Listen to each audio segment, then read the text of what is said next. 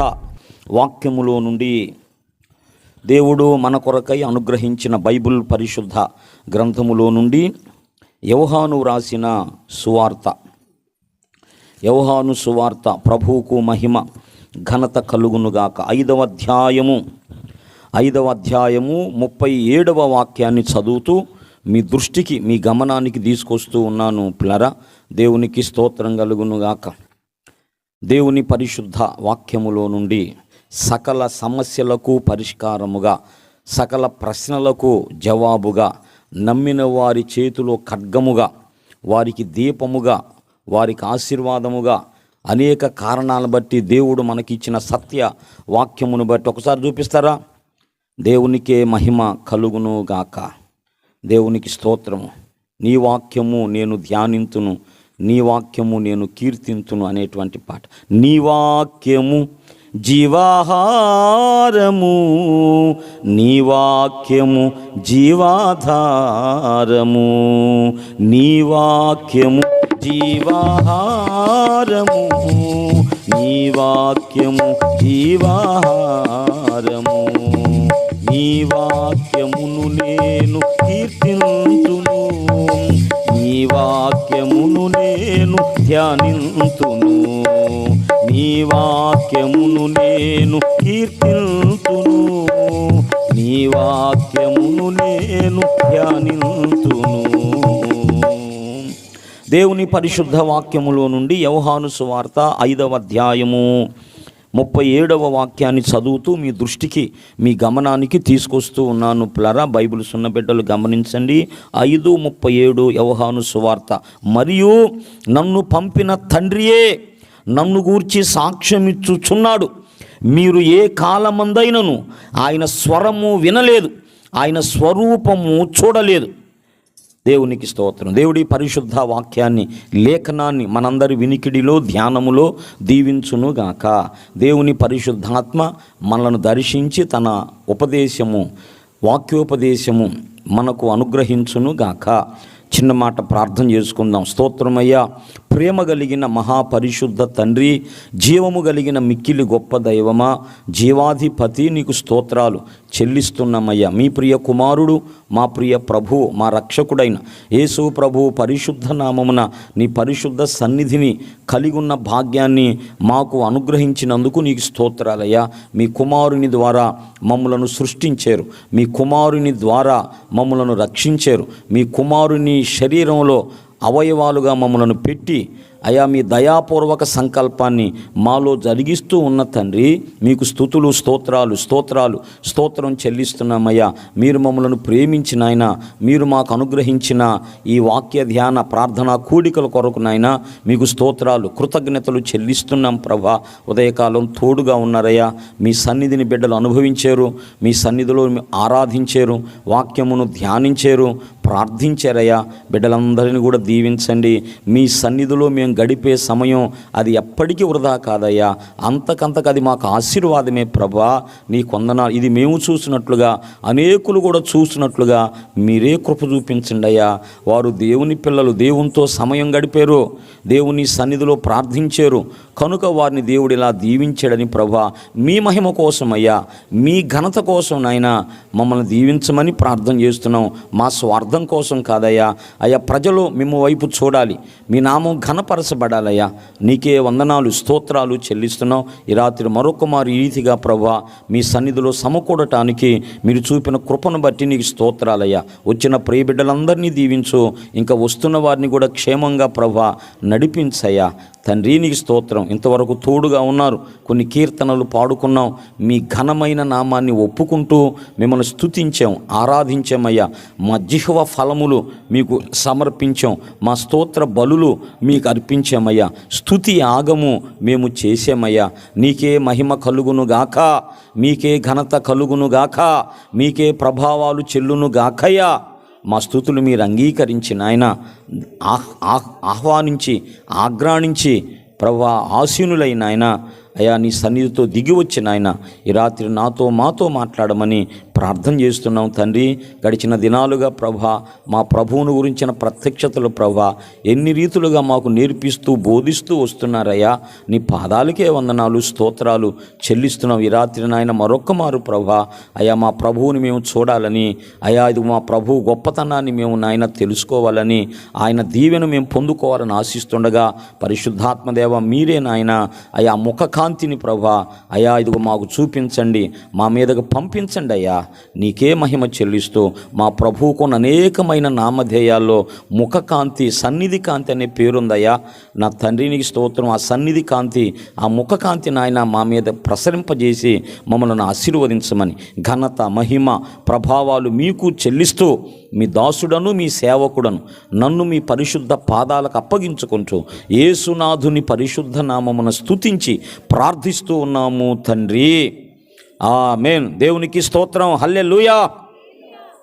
దేవునికి మహిమ. పిల్లరా, మనం చదువుకున్న లేఖన భాగంలో మన ప్రభు ప్రియరక్షకుడు ఆయన ఈ లోకానికి మానవులందరి రక్షణ కొరకు తండ్రి పంపగా ఈ లోకానికి వచ్చి ఆయన మన కొరకు చేస్తున్న పరిశుద్ధ పరిచర్యలో జరిగినటువంటి ఒక సంఘటన, ఆయన మాట్లాడినటువంటి మాటలు ఆ కాలపు మనుషులు పిల్లరా మరి ప్రభువుని అర్థం చేసుకోలేకపోయారు, మరి గమనించలేకపోయారు.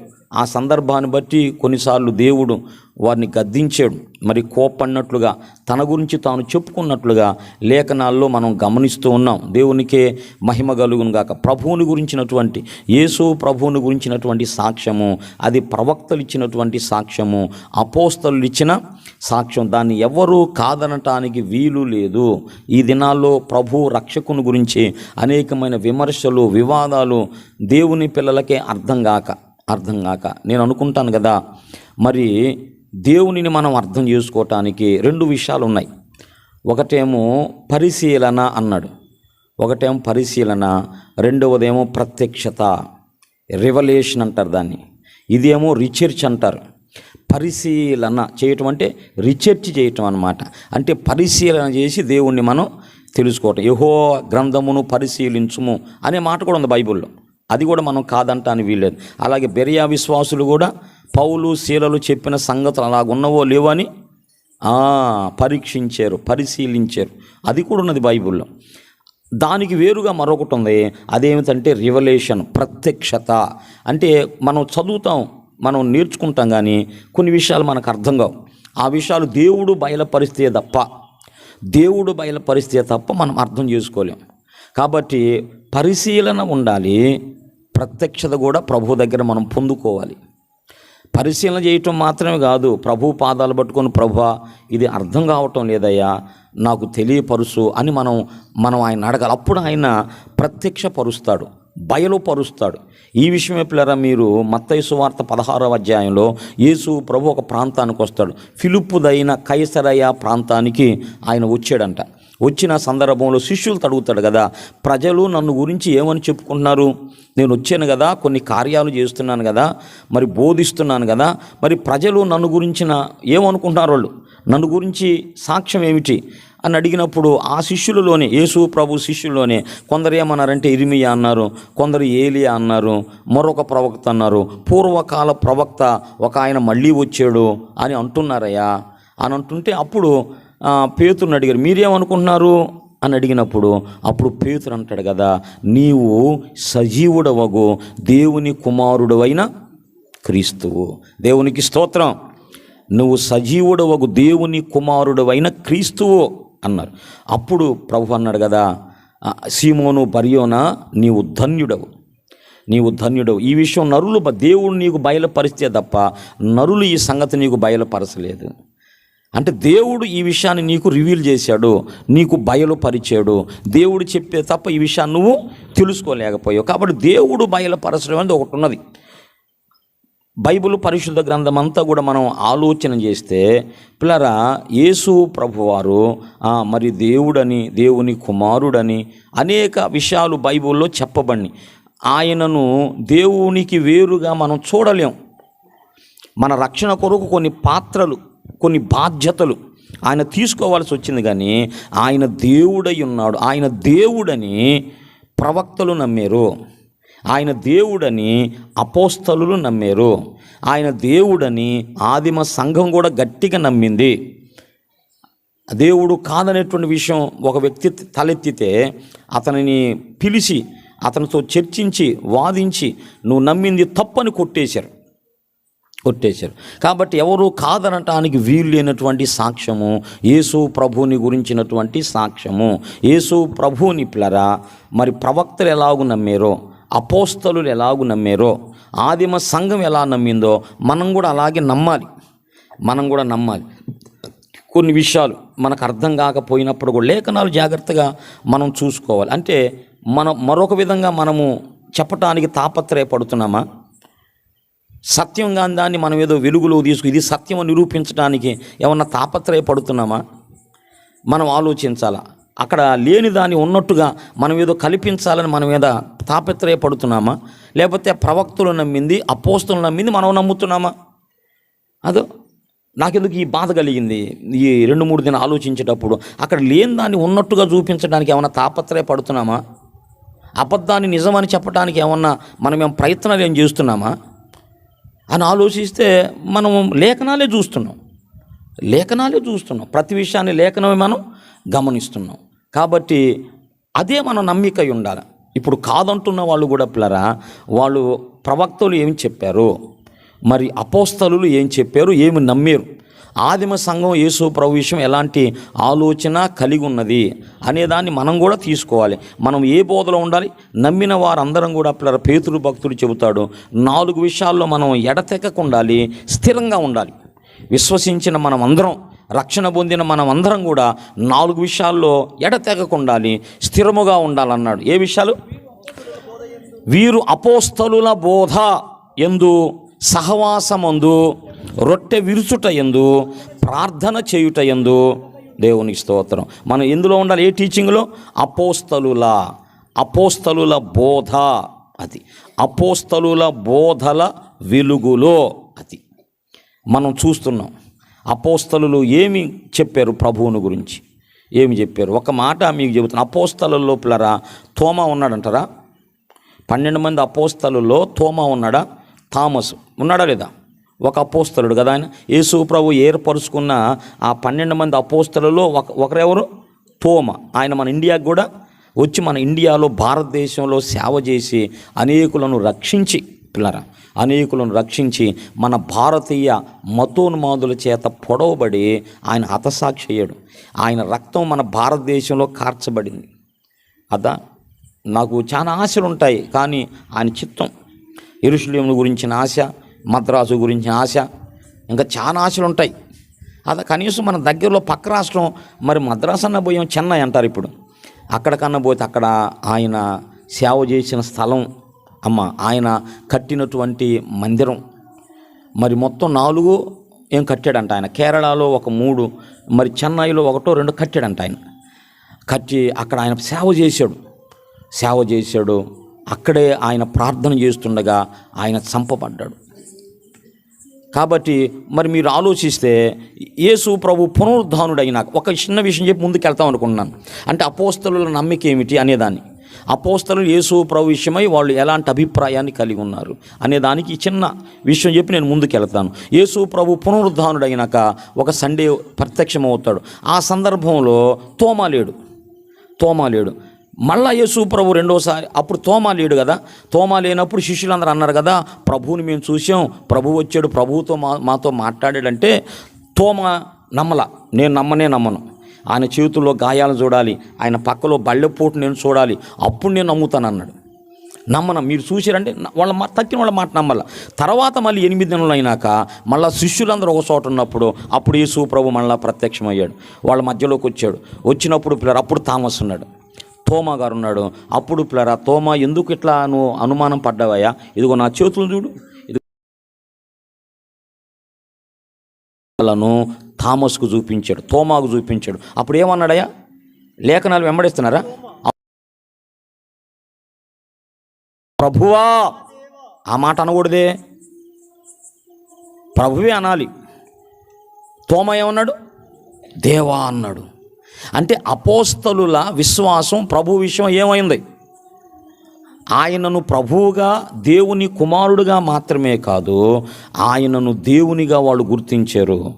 ఆయనకు మహిమ కలుగునుగా కన్నారు, ఆయన ఘనత కలుగునుగా అంటారు. పేతురు రాసిన పత్రికలో కూడా ఎవరికి మహిమ, ఎవరికి ఘనత కలగాలి అంటే పిల్లరా మీరు ఆలోచిస్తే దేవునికి కలగాలి. కానీ పేతురు భక్తుడు ఏమంటాడు చూడండి, దేవునికే మహిమ కలుగునుగాక. అన్ని విషయాల్లో పిల్లరా ఆయనకి మహిమ ఘనత కలగాలని ఆయన ఆశిస్తాడు. ఒకసారి మీరు చూస్తే 2 పేతురు పత్రిక ఆయనకే మహిమ కలగాలంటాడు. అమ్మ 3:18 అమ్మా. మన ప్రభువును రక్షకుడైన యేసుక్రీస్తు అనుగ్రహించు కృపయందును ఎవరికి? ఆయనకు ఇప్పుడును యుగాంత దినం వరకు. ఎందుకు? ఆయనకి ఎందుకు మహిమ?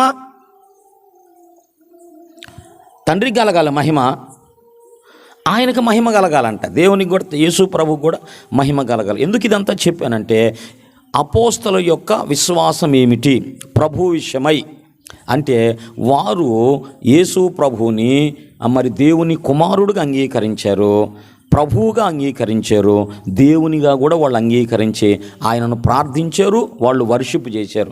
ఇది నమ్మిక. దేవునికే మహిమ కలుగునుగాక. తోమా ఏమన్నాడు?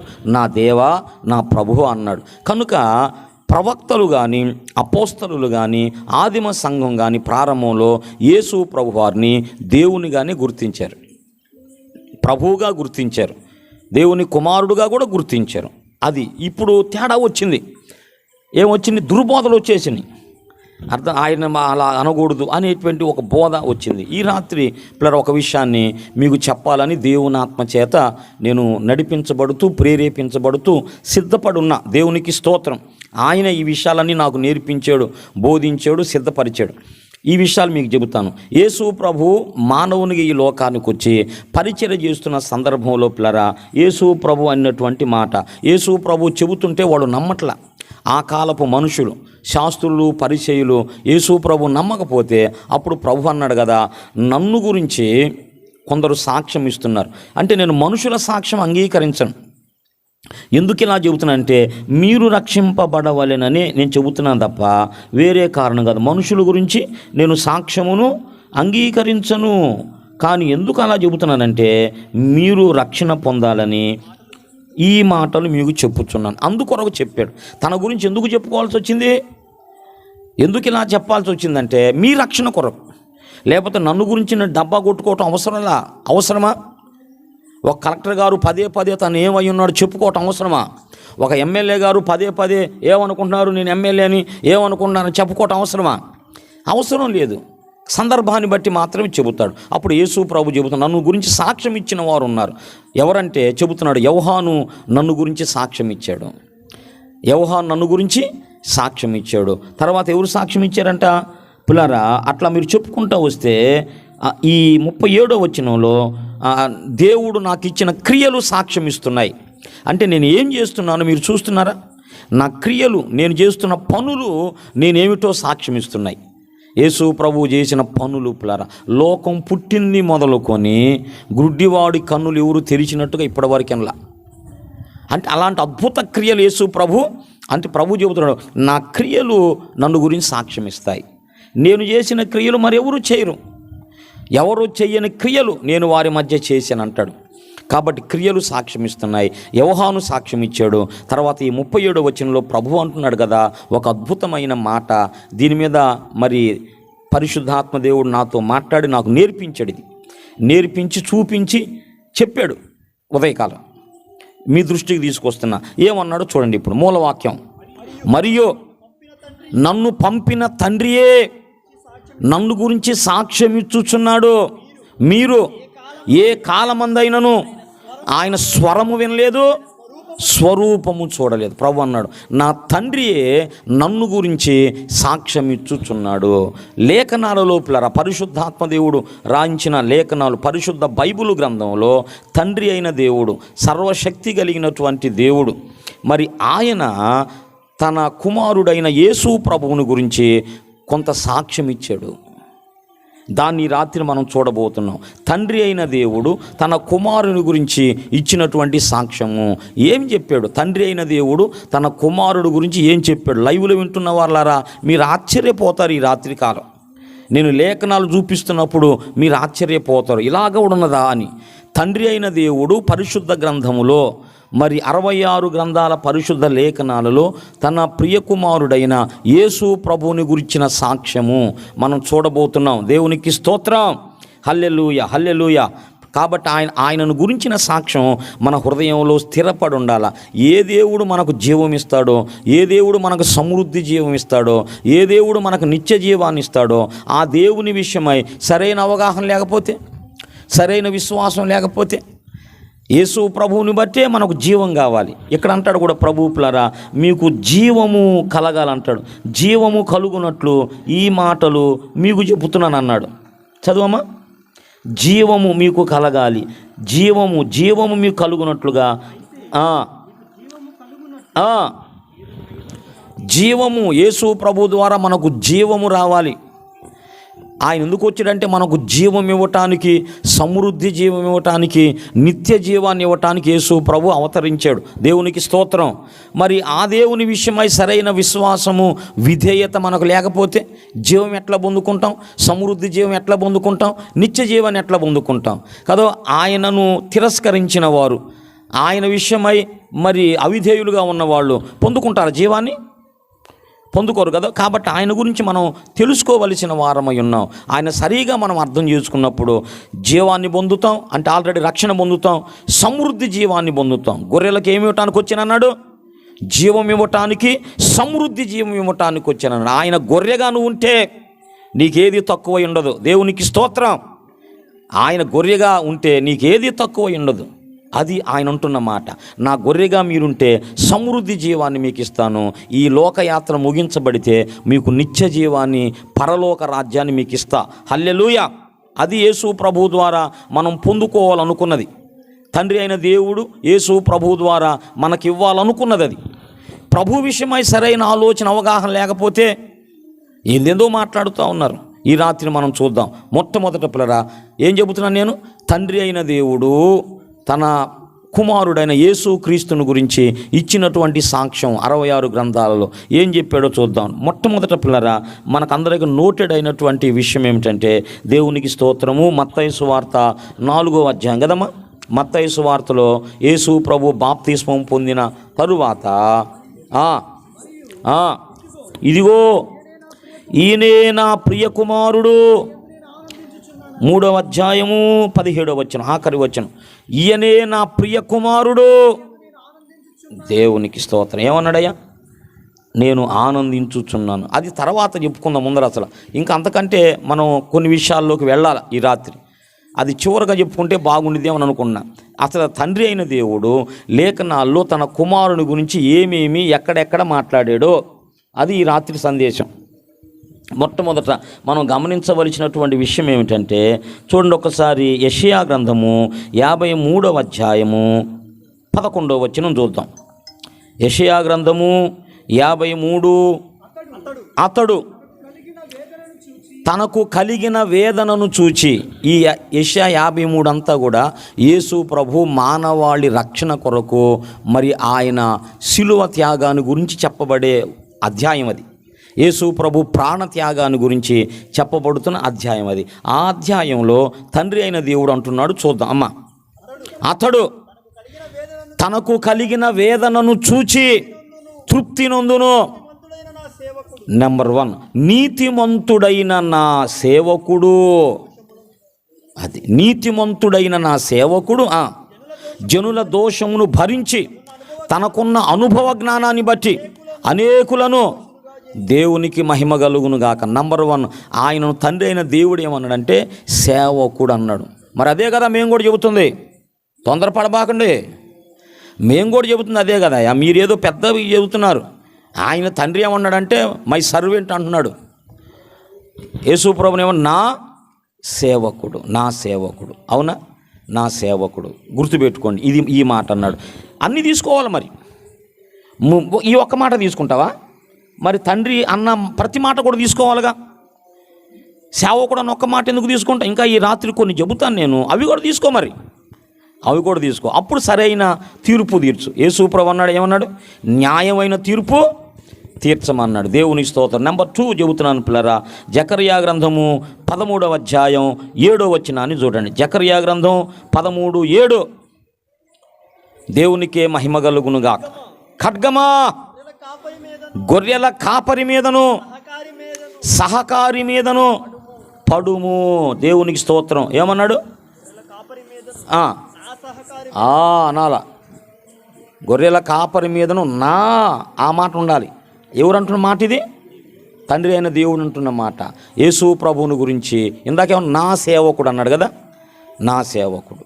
ఇక్కడేమో నా సహకారి. అంటే దేవుని సంకల్పం అంతటిని జరిగించే విషయంలో ఈయన ఎవరంటే సహకారి, హెల్పర్ అన్నమాట. సహాయకుడు, సహకారి. అది చాలా లోతైన మాట. ఖడ్గమా నా గొర్రెల కాపరి మీద, నా సహకారి మీద పడు అన్నాడు. ఏంటి, ఎందుకు పడాలంట? ఏం ఖడ్గం ఏంది ఇది? ఈ ఖడ్గం ఎవరి మీద పడాలంట? గొర్రెల కాపరి మీద. అమ్మ లైన్లో ఉన్నారా? ఒకసారి స్తోత్రం చెబుదాం. హల్లెలూయా, హల్లెలూయా. ఏంది బాబు ప్రతి రాత్రి మాకు ఇది? ప్రభువుని గురించి నేర్చుకుంటున్నాం మనం. ఇది మన ధన్యత, ఇది మన భాగ్యం. అర్థమైందా? ఆయన నేర్చుకోవటమే మన జీవితానికి కావలసింది. పిల్లల ఖడ్గం ఏంది? కాపర మీద పట్టం ఏంది? ఏంటి ఖడ్గం అని మనం ఆలోచిస్తే, మరి ఆదాము అవ్వలు తప్పు చేసినప్పుడు దేవుడు ఏం చేశాడు? తోట బయటకు నెట్టేసాడు. నెట్టేసి మళ్ళా వాళ్ళు లోపలికి రాకుండా ఖడ్గజ్వాలలను కెరూబులను కావలిగా పెట్టాడంటయా. కావలి. అప్పుడు ఆయన ఆదాముని వెళ్ళగొచ్చి ఏదేను తోటకో తూర్పు దిక్కున కెరూబులను, జీవవృక్షమునకు పోవు మార్గమును కాసుటకు ఇటు అటు తిరుగుచున్న. అదుగో అంటే తోటలోకి పోకుండా, జీవవృక్షం మళ్ళా తినకుండా, ఆదాము వాళ్ళ లోపలికి రాకుండా, లోపలికి వెళ్తే ఏముంది? వేసేది ఖడ్గం అన్నమాట. దేవుడు ఒక ఖడ్గం పెట్టాడు. ఆ ఖడ్గం అటు ఇటు తిరుగుతుందంట. అటు ఇటు తిరుగుతుంది. ఎందుకు? ఎవరైనా లోపలికి పోతారేమో.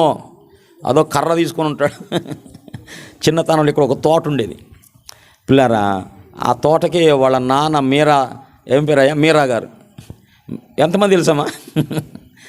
వాళ్ళ భార్య తల్లిగారు మన దగ్గర రక్షణ పొందింది పిల్లరా. ఆయన అన్నమాట, ఆయన లోపలికి వెళ్తాం లేదు అసలు. కర్ర పట్టుకొని దాక్షం కొడతాడు. వాళ్ళ కొడుకు ఒకడు ఉన్నాడు, వాడు కూడా అట్లాగే లోపలికి అడుగు పెడితే చాలు వాడు కర్ర తీసుకొని వస్తాడు. ఎక్కడ కొత్తములు చేసి ఉన్నాడు. కొత్త కీర్తన పాడుడి. అదిగో ఆయన దక్షిణ హస్తము, ఆయన పరిశుద్ధ బాహువు ఆయనకు విజయము కలుగజేసింది. యెషయా 51లో ఏం చెప్పాడు? నా బాహువు, నా బాహువు అన్నాడు. యేసు ప్రభు ఎవరంటే బాహువు, రైట్ హ్యాండు. ఆయన దక్షిణ హస్తము, ఆయన పరిశుద్ధ బాహువు. యేసు ప్రభు ఎవరంటే ఆయన దక్షిణ హస్తము, ఆయన పరిశుద్ధ బాహువు. ఇది ఎక్కడుందంటే యెషయా 53 మొదటి అధ్యాయంలో మేము వివరించిన సంగతులు ఎవనికి తెలియజేయబడెను, యెహోవా బాహువు ఎవనికి బయలు పరచబడెను. అంటే పిల్లరా, యేసు ప్రభు వారికి ఉన్న అనేకమైన నామధేయాలలో యెహోవా బాహువు అనే పేరు ఒకటి ఉంది. యెహోవా బాహువు. బాహువు అంటే ఇదన్నమాట. దక్షిణ హస్తము అనే పేరుంది. దక్షిణ హస్తము, పరిశుద్ధ బాహువు ఆయన పేరు. ఆయన పేరు నా బాహు అన్నాడు కదా, నా బాహువు. యేసు ప్రభువు అంటే దేవుని యొక్క బాహువు. ఎన్ని చెప్పుకున్నాం ఇప్పుడు చెప్పండి? నా సేవకుడు, నా సహకారి, నా బాహువు. నా బాహువు. దేవునికే మహిమ కలుగునుగాక. నా బాహువు. ఇదంతా కూడా నేను చెప్పే విషయాలన్నీ కూడా తండ్రి అయిన దేవుడు కుమారుడైన దేవుని గురించి ఇస్తున్న సాక్ష్యాలు. తర్వాత మూడో విషయం పిల్లరా, నిర్గమాకాండము 23 చదువుదాం. నిర్గమాకాండము 23వ అధ్యాయము 23వ వచనం. అయితే నీవు ఆయన మాటను జాగ్రత్తగా విని నేను చెప్పినది యావత్తు చేసిన ఎడల. ఇంకొద్దిగా పైకి పోయా. నా దూత జాగ్రత్తగా ఉండి అమ్మ ఆ మాట కావాలా, మిమ్మల్ని త్రోవలో కాపాడి అనే మాట పైన ఉంది. అక్కడ నా అనే మాట లేదు. కిందకు వస్తే నా దూతను అంటాడు. నా దూత మీకు ముందుగా వెళ్ళును అన్నాడు. నా దూత మీకు ముందుగా వెళ్ళును. దూతలు కాదు, వేలాది మంది దూతలు ఉన్నారు. ఆ దూతలలో ఘనుడైన ఒక దూత ఉన్నాడు. దేవునికి స్తోత్రం కలుగును గాక. ఎవరంట పిల్లరా? దూతలు చాలా మంది ఉన్నారు. అందులో పిల్లరా ఒక దూత ఉన్నాడు. ఆయన ఎవరు అంటే, ఒకసారి పిల్లరా యోబు గ్రంథంలోకి రండి మీరు. యోబు గ్రంథము 33వ అధ్యాయము 23వ వాక్యం. యోబు గ్రంథము 33:23. నరులకు యుక్తమైనదేదో దానిని తెలియజేయుటకు వేలాది దూతలలో ఘనుడగు ఒక్కడు. దూతలు ఉన్నారు. ఆ దూతలు ఎవరంటేనా ఘనుడైన దూత. ఇలాంటి మాట పిల్లరా కీర్తనల గ్రంథంలోకి రండి ఒకసారి. కీర్తనల గ్రంథము దేవునికే మహిమ కలుగును గాక. దేవునికి స్తోత్రము. హల్లెలూయా. కీర్తనల గ్రంథము 89వ కీర్తన 6-7 వచనాలు చూడండి. మింటను యెహోవాకు చాటి అయిన వాడు ఎవరు? అసలు ఈ మాట పిల్లరా తండ్రి అయిన దేవునికి వర్తించిద్దా? మింటను యెహోవాకు సాటి ఎవరంటే ఆయన కదా అందరిని కలిగించింది. ఆయనతో సమానులు సాటి అయిన వారు ఎవరుంటానికి వీల్లేదు. అందరూ కూడా ఆయన కింద ఉన్నటువంటి వాళ్ళే. ఆయన అందరి మీద పైన హైట్కు ఉన్నాడు. మింటను యెహోవాకు చాటి అయిన వాడెవరు? దైవపుత్రులు ఎవరు వీళ్ళు? దైవపుత్రులలో యెహోవా వంటి వారెవరు? దైవపుత్రులు అంటే దేవదూతలకు ఇవ్వబడిన మరొక పేరు ఏంటంటే వాళ్ళు కూడా దేవుని కుమారులు. అంటే దేవుని కుమారుల్లో యెహోవా వంటి వాడెవరు? ఆ మాట ఎట్లా దేవునికి వర్తించింది? అసలు కుమారులు తండ్రితో ఎప్పుడైనా సమానులు అవుతారా? కారు కదా. తండ్రి నుంచి వచ్చిన వాళ్ళే కుమారులు, తండ్రికి ఎప్పుడు సాటి కాలేరు. ఈ మాట మనం అర్థం చేసుకోవాలి పిల్లరా. ఇక్కడ చెప్పబడుతున్నటువంటి అక్కడ వేలాది దూతల్లో గనుడని, ఇక్కడ దైవపుత్రుల్లో యెహోవా వంటి వాడు ఎవరు లేరనే మాట. యెహోవాలు 2 ఉన్నారు, బైబిల్లో 3 ఉన్నారు. పిచ్చిగా మాట్లాడుతున్నారు అందరూ. యూట్యూబ్లో చేరి పిల్లరా ఏందో మాట్లాడుకుంటా ఉన్నారు.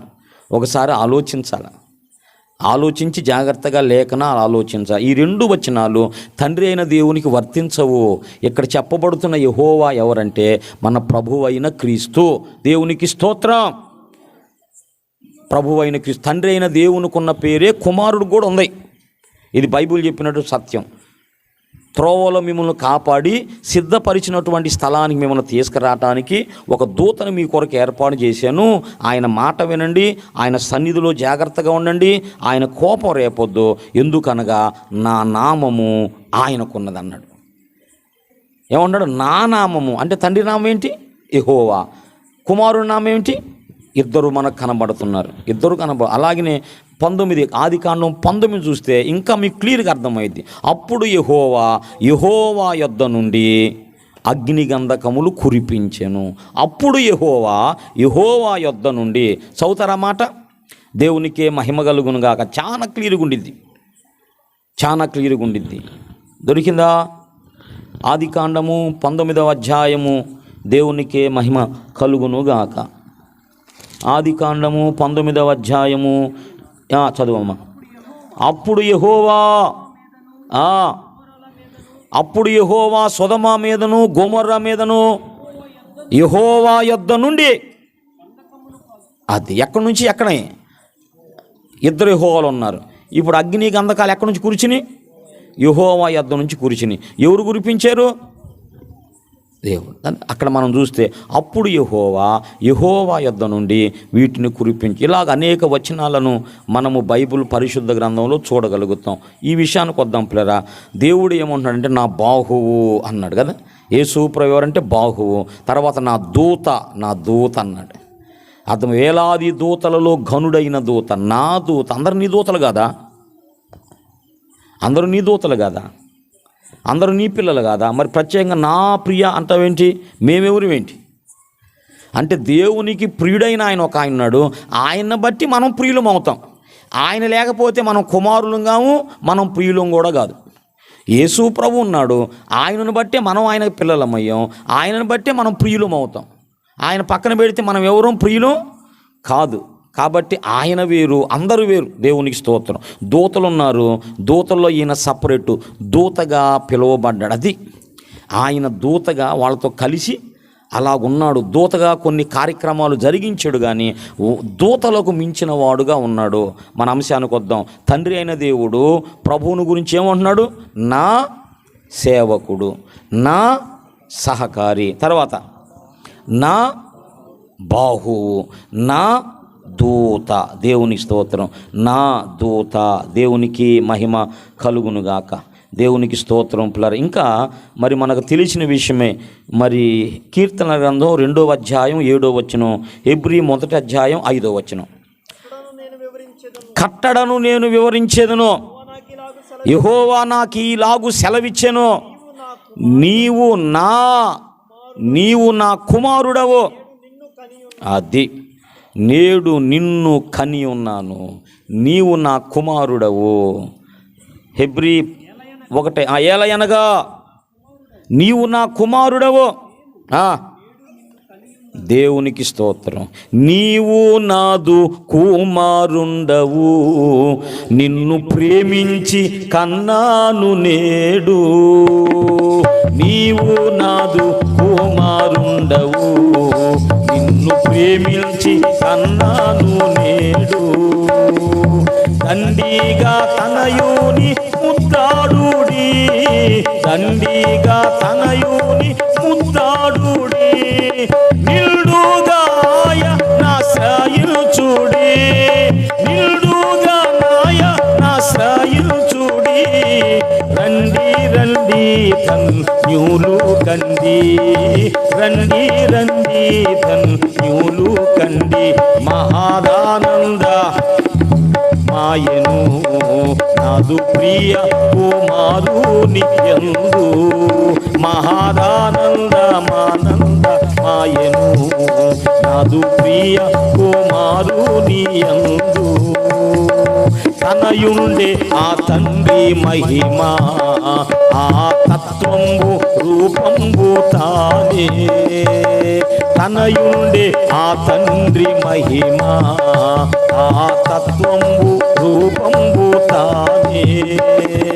మాహత్యమైనట్టి మాట చేత, మాహత్యమైనట్టి మాట చేత సమస్తమును నిర్వహించుచు, సమస్తమును నిర్వహించుచు.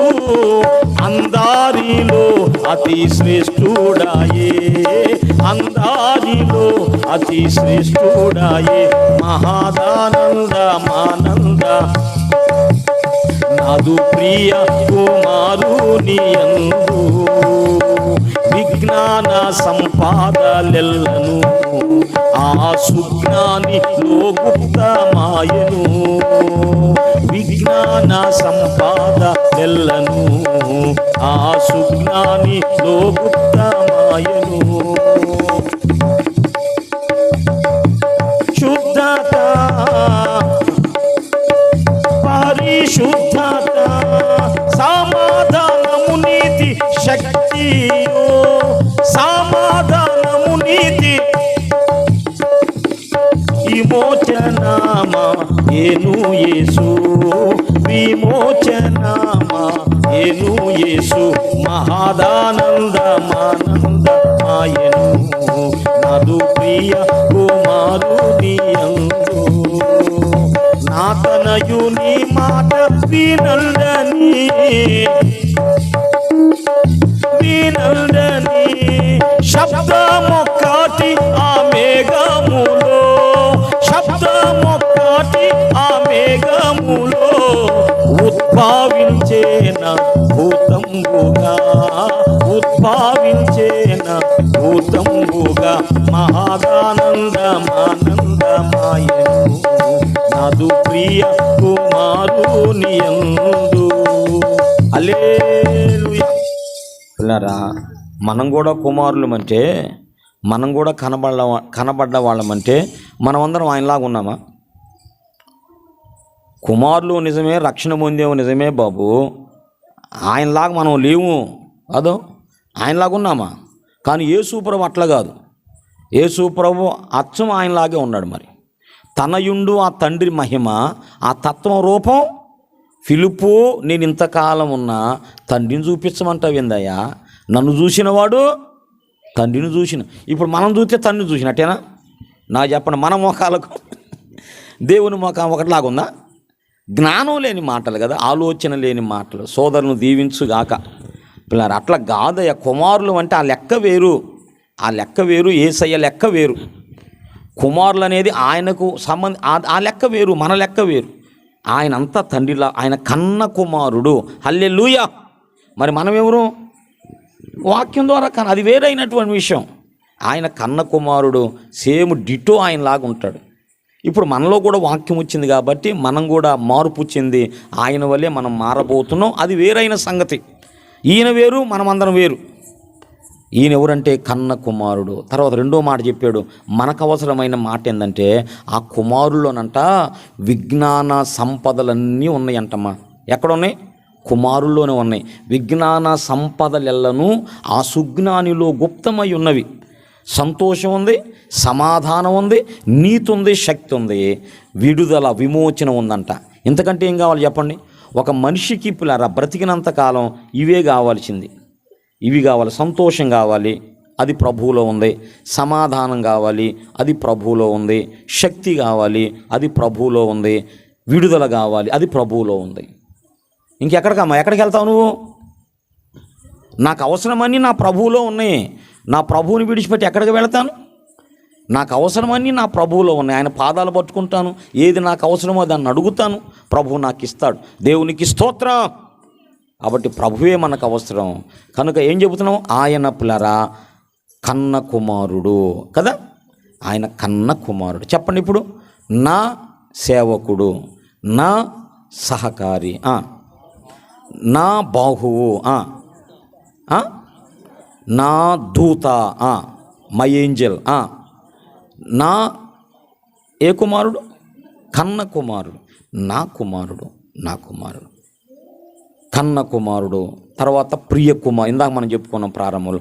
ఆయన ఎవరంటే ప్రియమైన ప్రియమైన కుమారుడు. పిల్లరా, బైబిల్ పరిశుద్ధ గ్రంథంలో మీరు చదివితే యేసు ప్రభు కుమారుడని మరి బాప్తిస్మిచ్చే యోహాను చెప్పాడు, నతనయేలు చెబుతాడు, మగ్దలేని మరియమ్మ చెప్పిద్ది, ఇంకా చాలా పేతురు చెప్పాడు. ఇలా చాలా మంది చెబుతారు. కానీ ఇప్పుడు ఇలా చెబుతున్నా మీరు కాదంటయా? యోహాను భక్తుడు ఆయన ఏదో ప్రియకుమారుడు అంటున్నావు, మరి నువ్వు కాదా? అంటే మనం యోహాను భక్తుని అడిగితే నేను కూడా కుమారుడినే కానీ ఆయనతో సమానుని కాదు అంటాడు యోహాను. అన్నాడా లేదా? ఆయన కుమారుడని నేను సాక్ష్యం ఇస్తున్నా అన్నాడు. మరి మనం ఎవరిమి? మనం కుమారునిమే కానీ ఆయనతో మనం సమానులం కాదు. ఆయన చెప్పుల వారు విప్పటానికి కూడా నేను యోగ్యుణ్ణి కాదన్నాడు. అదనమాట యేసు ప్రభు యొక్క స్థాయి, మన స్థాయి. ఆయన అంత ఘనుడు అన్నమాట. ప్రియమైన కుమారుడు ఉన్నాడు, తండ్రికి ప్రియమైన కుమారుడు ఉన్నాడు. ఆయన బట్టే మనం ప్రియులం అవుతాం. ఆయనతో ఉంది మన వ్యవహారం అంతా కూడా. ఆయనకు మనం ఇష్టలమైతే మనం కూడా ప్రియులం అవుతాం. యేసు ప్రభుని విసర్జిస్తే యేసు ప్రభు మనల్ని విసర్జిస్తాడు. దేవునికి స్తోత్రం. ఇదంతా కూడా పిల్లరా కుమారుని బట్టి మనకు కలిగిన ఆధిక్యత, కుమారుని బట్టి కలిగిన ఆధిక్యత. నాకు దేవుడు బయలుపరిచినప్పుడు ఒక పాట రాశాను నేను. అది పరలోకమందున్న మా తండ్రి నీ నామం పరిశుద్ధ పరచబొండుగాక అని ఒక పాటలో ఈ మాటలని రాశా. ప్రభు చిత్తమైతే రేపు పాడుతున్నది. పరలోకమందున్న మా తండ్రి నీకే మహిమ కలుగునుగాక, మా తండ్రి నీకే ఘనత కలుగునుగాక, నీ కుమారునిలో నన్ను చూచినందుకు, నీ కుమారునిలో నన్ను దాచినందుకు, నీ కుమారునిలో నన్ను చూచినందుకు, నీ కుమారునిలో నన్ను దాచినందుకు. దేవునికి స్తోత్రం. ఆయన కుమారులో నుంచి నిన్ను చూశాడు, రక్షించుకున్నాడు. ఆయన కుమారులో నుంచి చూసి నిన్ను దాచుకున్నాడు, తన కుమారునిలో మనల్ని దాచిపెట్టుకున్నాడు. మంచి పాట. దేవునికే మహిమ కలుగునుగాక. ఏం చెబుతున్నాను? కన్న కుమారుడు, ప్రియ కుమారుడు అని చెప్పుకున్నట్టు చెప్పండి. మొదట తండ్రి తన కుమారుడు గురించి ఇచ్చే స్టేట్మెంట్స్. సేవకుడు, నా సేవకుడు అన్నాడు, నా సహకారి అన్నాడు, నా బాహు అన్నాడు, నా దూత అన్నాడు, నా కన్న కుమారుడు, నా ప్రియ కుమారుడు. దేవునికి స్తోత్రం కలుగును గాక. ఇంకొక మాట నొప్పులారా, జకర్యా గ్రంథం 3:6లో ఆ ఒక్క మాట చెప్పి ఇంకా ముందుకు వెళ్తాను. ఇక తర్వాత చెప్పే మీకు బాంబులు పేలుతాయి. హల్లెలూయా. ఇక తర్వాత చెప్పే జాగ్రత్తగా వినాలి మీరు. ఇప్పుడు దాకా చెప్పినవి వేరు, ఇక తర్వాత ఈ ఒక్క మాట చేద్దామండి. జకర్యా గ్రంథం 3:6. అప్పుడు యెహోవా దూత యెహోషువకు ఇలాగు ఆజ్ఞాపించెను, సైన్యములకు అధిపతియగు యెహోవా సెలవిచ్చున్నదేమనగా,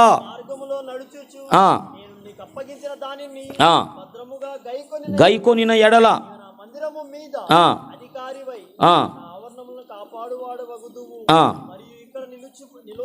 చిగురు అను నా సేవకుడు. అయ్యా దేవునికి చదవమ్మా. నీ ఎదుట కూర్చుండు సహకారులు సూచనలుగా ఉన్నారు.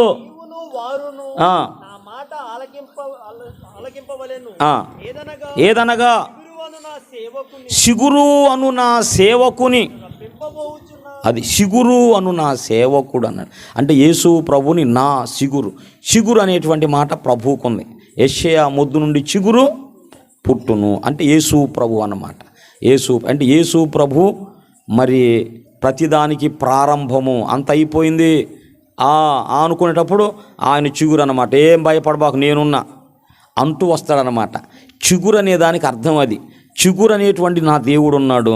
అంత అయిపోయినా మళ్ళా ఆయన పైకి వస్తాడు. నరకబడిన మళ్ళా యెషయా మొద్దు నుండి చిగురు వచ్చింది. యేసు ప్రభు అట్లా పోల్చబడ్డాడు. నా సేవకుడు అన్నాడు. దేవునికే మహిమ కలుగున చిగురు అనేటువంటి పేరున్నది. తర్వాత పిల్లరా చెబుతున్నాను, జాగ్రత్తగా వినండి. మరొక మాట, కీర్తనల గ్రంథము 2వ అధ్యాయము 6వ వాక్యం. కీర్తనల గ్రంథం, నేను నా పరిశుద్ధ పర్వతమైన సియోను మీద నా రాజును ఆసీనునిగా బాంబు. ఇది ఎవరంట ఈయన? అక్కడ ఎవరు మాట్లాడుతున్నారు? తండ్రి అయిన దేవుడు మాట్లాడుతున్నాడు. ఎవరి గురించి మాట్లాడుతున్నాడు? కుమారుడు, దావీదుని గురించి కాదు. దావీదు అక్కడ మాట్లాడుతున్న దావీదు గురించి కాదు, అక్కడ మాట్లాడుతుందని ప్రభువు గురించేనని హెబ్రీ పత్రికలో పౌలు 1వ అధ్యాయంలో రాశాడు. చాలామంది పండితులు జ్ఞానులు అంటారు కదా, అది దావీదుని గురించిన మాట అంటారు. మరి దావీదుని గురించి మాట అయితే ఆ మాట యేసు ప్రభువుకు వర్తించినట్లుగా పౌలు హెబ్రీ పత్రిక 1వ అధ్యాయం ఎందుకు రాస్తాడు? ఇంకొక మాట ఆలోచిద్దాం. తండ్రి అయిన దేవుడు దావీదుని పట్టుకుని నా రాజు అంటాడా? దావీదే నా రాజు అంటాడా? మీరు కీర్తన గ్రంథం చూస్తే రాజు అయిన నా దేవా అంటాడు దావీదు. ఆయన ఈయనకు రాజా, ఈయన ఆయనకు రాజు? చెప్పండి. దావీదుకు దేవుడు రాజా, దేవునికి దావీదు రాజా? ఏమా ఎవరెవరికి రాజు? దావీదుకు దేవుడు, దావీదేమో ఇశ్రాయేలు ప్రజలకు రాజు. ఇది అక్కడ ఉన్న మాట. అయితే ఇక్కడ చెప్పుతున్న మాట అలాగంటాడా దావీదుని దేవుడు? నా రాజుని నేను ఆశీనుగా చేయుచున్నానంటాడా? అన్నాడు కదా. అది దావీదు కాస్త కామన్ సెన్స్ మనం పెట్టిన, అక్కడ దావీదుని గురించిన మాట కాదు. ఇక్కడ నా రాజు అని ఎవరి గురించి అంటున్నాడంటే తండ్రి అయిన దేవుడు కుమారుడైనటువంటి దేవుని గురించి అంటున్న మాట. ప్రభువుకు మహిమ కలుగునుగాక. అది మై కింగ్ అన్నాడు. అయ్యా నువ్వు నాకు రాజు అన్నాడు. ఎంత గొప్ప మాట అది. ఏం అర్థం చేసుకున్నారో మనకు అర్థంగా. ఈయన చిన్న దేవుడు అంట, ఈయనకంటే చిన్న దేవుడు పరిశుద్ధాత్మ దేవుడు అంట. ఏం చెప్తున్నారు, ఏం మాట్లాడుకున్నారు వాళ్ళు? పెద్ద పెద్ద జ్ఞానులు, మళ్ళీ బైబిల్లో బాగా ఏదో చేసినటువంటి వాళ్ళు.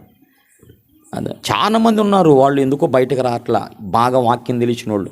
ఏదో మాట్లాడుకున్నారులే ప్రార్థన చేసుకుంటున్నారు వాళ్ళు. ఇక్కడ పిల్లరా, తండ్రి అయిన దేవుడు తన కుమారుడైన దేవుని గురించి ఏమన్నాడు? నా రాజుని సియోను మీద ఆశీనునిగా చేసి ఉన్నాను, నేను చేశాను. నా రాజు అన్నాడు. దేవునికి స్తోత్రం కదా, నా రాజు అన్నాడు. తర్వాత పిల్లరా, మీరు ఆలోచన చేస్తే దేవునికి స్తోత్రం. హెబ్రీ పత్రిక 1వ అధ్యాయం 10వ వచనం చూడండి. మరియు ప్రభువా, పిల్లరా, అక్కడ చెప్పబడుతుంది అసలు యేసు ప్రభువుని గురించా కాదా అని. ఒక్కసారి మీరు ఇక్కడ ఉన్న బిడ్డలు లైవ్లో ఉంటున్న వాళ్ళు ఒక్కసారి మీరు సమయం తీసుకొని హెబ్రీ పత్రిక 1వ అధ్యాయం బాగా చదవండి. అక్కడ చెప్పబడుతున్న మాట యేసు ప్రభువుని గురించిన మాటలు, తండ్రి మాట్లాడుతున్న మాట. తండ్రి మాట్లాడుతున్న మాట యేసు ప్రభువుని గురించి మాట్లాడుతున్న మాటలుగా మనం చూస్తాం. ఇప్పుడు చదవండి ఏమన్నాడు? మరియు ప్రభువా, ఇదొక బాంబు. దేవునికి స్తోత్రం. అర్థమైందా? ఇదొక డైనమిట్ అన్నమాట. అబద్ధాన్ని పేల్చి అబద్ధ కోట కూల్చే ఒక బాంబు అన్నమాట. ఇక్కడ ఏమన్నాడు తండ్రి అనే దేవుడు? మై లార్డ్ అన్నాడు, నా ప్రభువా. ఇందాకేమన్నాడు? మై కింగ్ అన్నాడు. నా రాజు, నా రాజును ఆశీనునిగా చేస్తాను. ఇక్కడేమో నా ప్రభు అంటున్నాడు. ఎవరన్నా మాటలు పైన తన కుమారుని గూర్చి అయితే ఆయన ఇలాగూ చెప్పు ఆ మాటలన్నీ ఉంటాయి. మరి ఏమి కళ్ళు పెట్టి చదువుతున్నారో నాకు అర్థం కావట్లా. బైబిల్ ఎలా చదువుతున్నారో మనకు అర్థం కావట్లా. అక్కడ దేవుడు అంటున్నాడు నా రాజు, నా ప్రభువు. ఎవరన్న మాటలు ఇవి? అంటే దాని అర్థం ఏంటంటే నేను ఆయన వేరు కాదు, అది కూడా సమస్య. నేనేమిటో నా కుమారుడు కూడా ఈక్వలే. ఆయన ఒకప్పుడు నాలో ఉన్న భాగం, అది నేనే ఆయన, ఆయనే నేను. ఇది ప్రభువు కూడా చెప్పాడు. ఆనాటి ప్రజలకు అర్థం కాల, ఆనాటి ప్రజలకు అర్థం, ఈనాటి వాళ్ళు కూడా అర్థం కాక కొట్టుకుంటున్నారు. పిల్లరా, నేను వేదన పడ్డాను, ప్రార్థన చేశాను దేవుని సన్నిధిలో. అంటే ఒక అబద్ధాన్ని నిజం చేయాలనుకుంటున్నానా? లేని దాన్ని ఉన్నట్టుగా నేను చెప్పాలనుకుంటున్నానా? ప్రభువా, నాకు సహాయం చేయ్యా, నాకు సహాయం చేయి అని నేను యథార్థంగా ప్రార్థన చేసుకున్నా. అవును కదా, ఎందుకు ఇలా నేను లేని దాన్ని ఉన్నట్టుగా వీళ్ళు అంటారు కదా, చెబుతాను. ఎక్కడన్నా అన్నాడా అంటాడు. రేపు చెబుతారు, రేపుగా నెల్లుండు. కానీ ఇప్పుడు ఈ పూర్తిగా అట్లా ఈ విషయాలు చెప్తాను. యేసు ప్రభు చెప్పుకున్న 4 విషయాలు చెప్పాను. తనకు తాను ఏం చెప్పుకున్నాడు అనే విషయాలు నేను గడిచిన 4 మెసేజ్లు ఇచ్చాను. అది కూడా ఉన్నది నా హృదయంలో ఉంది. అది అస్సలు డైనమేట్ అన్నమాట. ఇక ఆ డైనమేట్తో కోటంతా కూలిపోయింది అన్నమాట. ఇప్పుడు చెప్పుకుంటున్నాము పిల్లరా. నేను ఆలోచించినప్పుడు అప్పుడు ప్రభువా, నాకు నేను మాట్లాడుకున్నా, మరి ప్రవక్తలు ఏమి నమ్మారయ్యా, అపోస్తలు ఏమి నమ్మారు, లేఖనాలు ఏం చెబుతూ ఉన్నాయి అంటే ఇప్పుడు వాళ్ళు నమ్మిందే మనం నమ్మాలా? వాళ్ళ నమ్మిక వేరుగా మనం నమ్మాలా? యేసు ప్రభు అన్నాడు కదా లూకా సువార్త 24వ అధ్యాయంలో, నన్ను గురించి ఎక్కడెక్కడ రాయబడిందో అని చెబుతాడు. కీర్తన గ్రంథంలోనూ వాళ్ళకు చూపించాడంట. వాళ్ళ మనస్సు లేఖనములు తెలుసుకున్నట్లుగా వాళ్ళ మనస్సులను తెరిచాడంట. అంటే ఎక్కడెక్కడ ఆయన గురించి చెప్పబడిందో అంతా కూడా పిల్లర వాళ్ళకు చూపించాడంట. కాబట్టి ప్రవక్తలు ఏమి నమ్మారు? యెషయా ప్రవక్త ద్వారా మరి దేవుడు ఏమి రాపించాడు? బలవంతుడైన అని రాపించాడు కదా. ఇమ్మానుయేలు అని రాపించాడు కదా. ఇమ్మానుయేలు అంటే తోడయున్న దేవుడు. ఇమ్మానుయేలు అన్న మాటకు అర్థమైంది తోడయున్న దేవుడు. ఇశ్రాయేల్ అంటే దేవునితో పోరాడువాడు. అది దేవునితో. ఎలోహిం అనేది దేవుని మాట అన్నమాట. ఎల్ అంటే దేవుడు, ఎలోహిం అంటే దేవునిలోని బహుళత్వం అంట. మన దేవుడు ఎవరంటే ఎలోహిం అంటారు. అంటే ఆయనలో బహుళత్వం ఉన్నది, తనలోనే మన పోలికగా అంటాడు. మన స్వరూపములో. మన అంటే ఏంటి? అది గౌరవ పదం కాదు.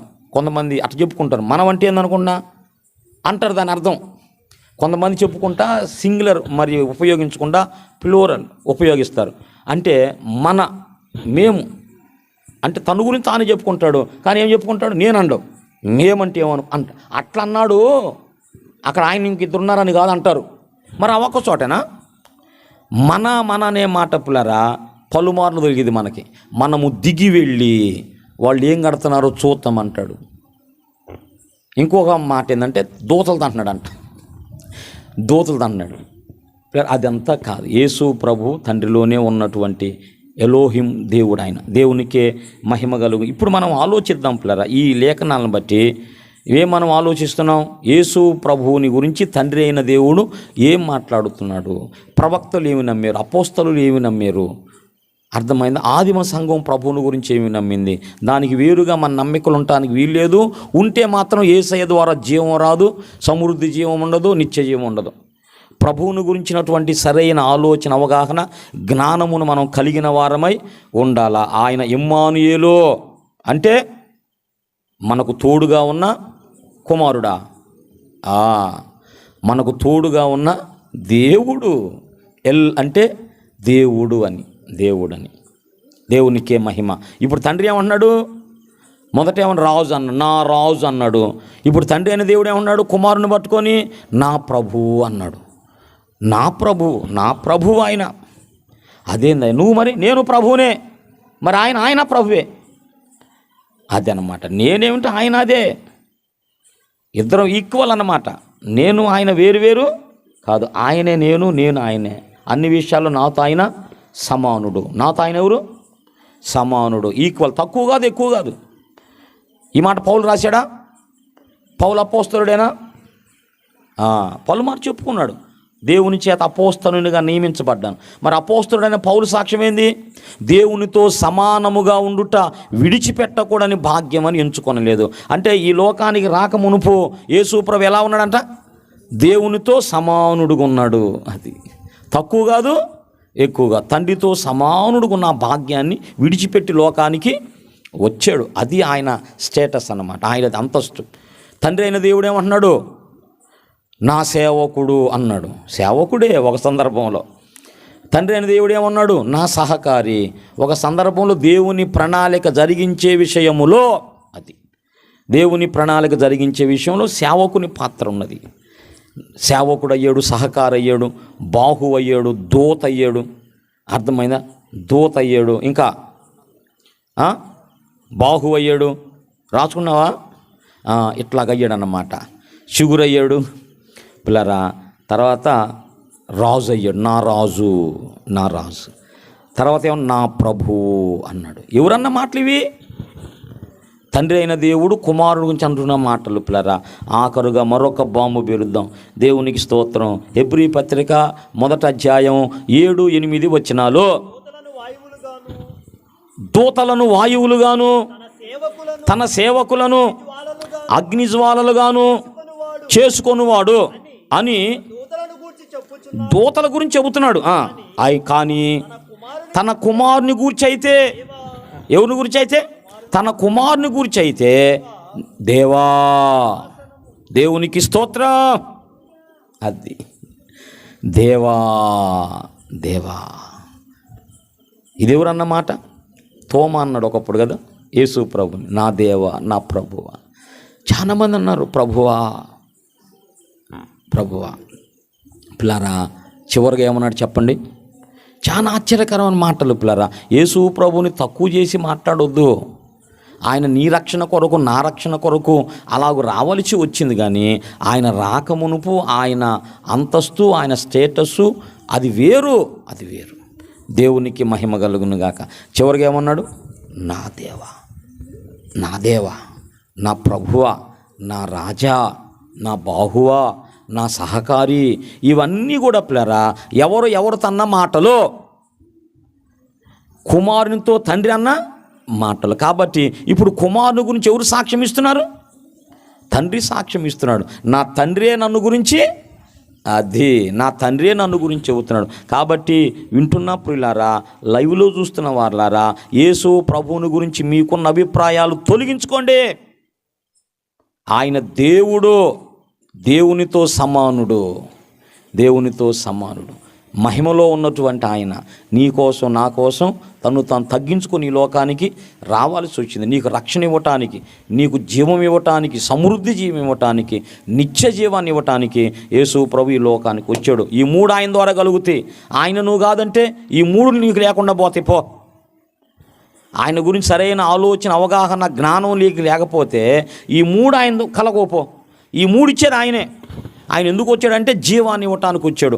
ఆదామును బట్టి చచ్చిపోయాం మనం, మళ్ళీ బ్రతికించడానికి వచ్చాడు. యేసు ప్రభుని బట్టే బ్రతుకుతావు. సమృద్ధి జీవం, లోకంలో నువ్వు బ్రతకాలంటే యేసు ప్రభు సహాయం నీకు కావాలి. ఆయన సమృద్ధి జీవం ఇస్తాడు. తర్వాత నిత్య జీవాన్ని ఇచ్చేది ఆయనే. ఆయన గురించిన సరైన జ్ఞానం లేకపోతే ఇవేవి అందవు. కాబట్టి ప్రభువుని గురించి సరైన ఆలోచన మనం కలిగి ఉందాం. చిన్నవాడిని ఏదో మీలాగా స్టూడియోలో కూర్చొని మాట్లాడే అది లేదు. మాకు చిన్నవాడిని దేవుడు ఈ లేఖనాలు మాకు చూపించాడు, మాకు నేర్పించాడు. యేసు ప్రభువుని గురించిన ఉన్నతమైన అభిప్రాయాన్ని మనం కలిగి ఉందాం. ఈ విషయాలన్నింటిలో కూడా మనం సరైన జ్ఞానాన్ని కలిగి ఉందాం. యేసు ప్రభు ద్వారా కలిగే జీవము, సమృద్ధి జీవము, నిత్య జీవాన్ని మనం పొందుదాం. దేవుడి వాక్యము మనందరి కొరకు దీవించును గాక. క్రీస్తును గురించిన సాక్ష్యము మనలో స్థిరపడును గాక. దేవుడు యేసే దేవుడు, మన దేవుడు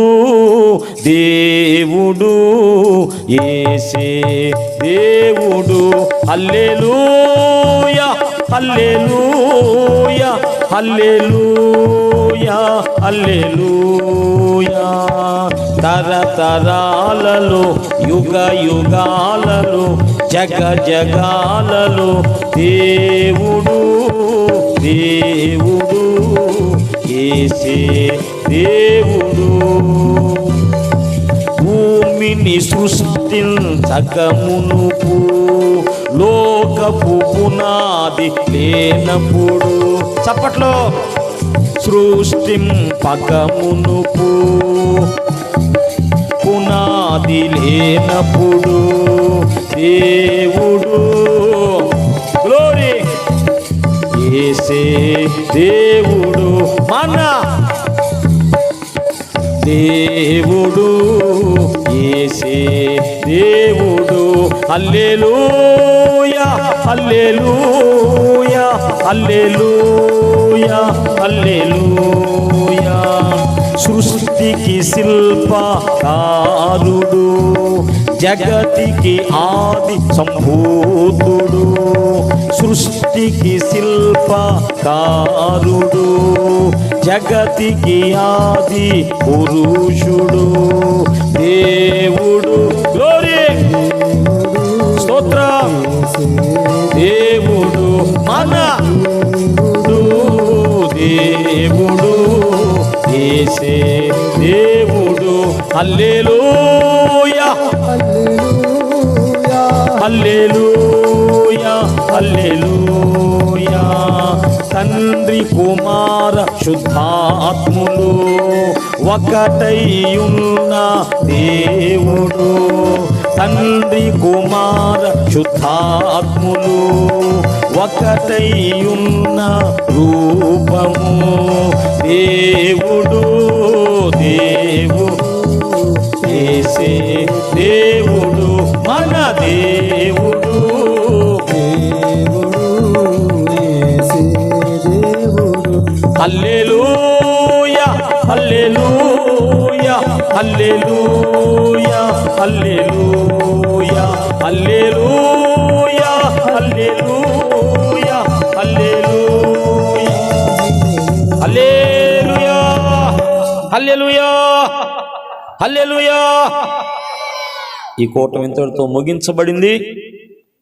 అందరికీ వందనాలు. ప్రభువు మిమ్ములను దీవించును గాక.